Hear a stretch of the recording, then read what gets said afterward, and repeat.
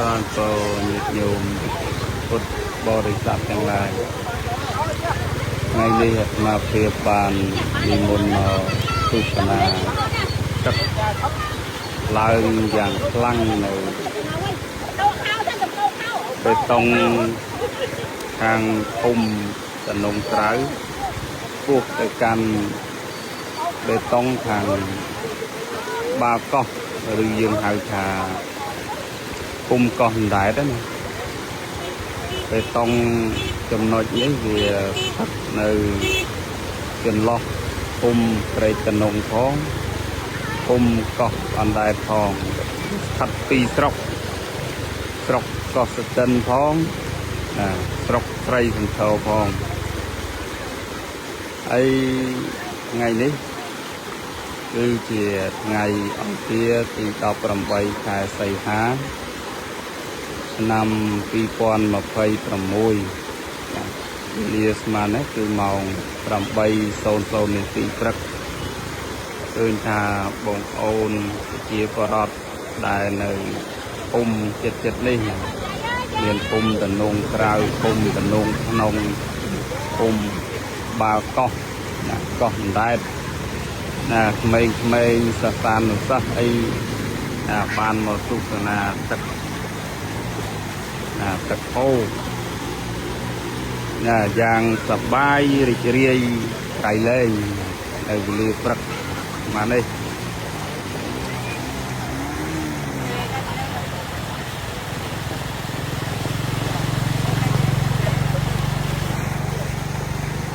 ហើយកាលពីម្សិលមិញប្រហែលជាទឹកនៅកន្លះម៉ែត្រទៀតបានវាហូរកាត់បេតុងប៉ុន្តែដល់ពេលមកព្រឹកថ្ងៃទី18ឃើញថាទឹកហ្នឹងវាហូរកាត់បេតុងហើយហូរឡើងខ្លាំងមែនទែន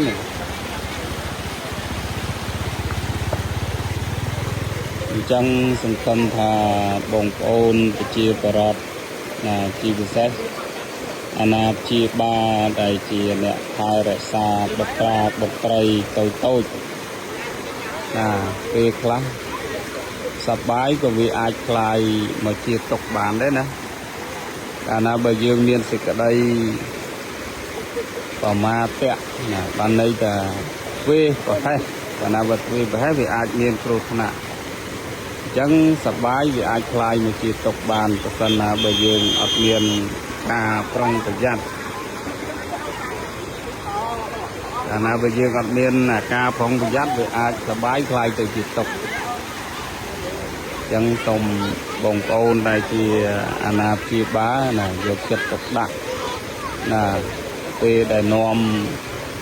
បុត្រាបុត្រីកុមារាកុមារីតូចពេលដែលមកលេងកំសាន្តទឹកហូរអញ្ចឹងត្រូវតែប្រយ័ត្នមែនតើប្រយ័ត្នថាវាល្អិលព្រោះកម្លាំងទឹកវាខ្លាំងណាកាលណាបើល្អិលទៅវាហូរទៅវាអាចមានគ្រោះថ្នាក់កាលណាបើមានគ្រោះថ្នាក់គឺទុកសោកនឹងវាធ្លាក់មកលើយើងជាអាណាព្យាបាលដែរអញ្ចឹងមានតែបងប្អូនដែលជាអាណាព្យាបាលពុកម្ដាយហ្នឹងត្រូវតែយកចិត្តទុកដាក់មើលបីបាច់ថែរក្សាកូនពេលមកលេងទឹកយើងត្រូវតែមកជាមួយវាទៅកាន់ដៃចាប់ដៃវាជាប់ទឹកហូរខ្លាំងណា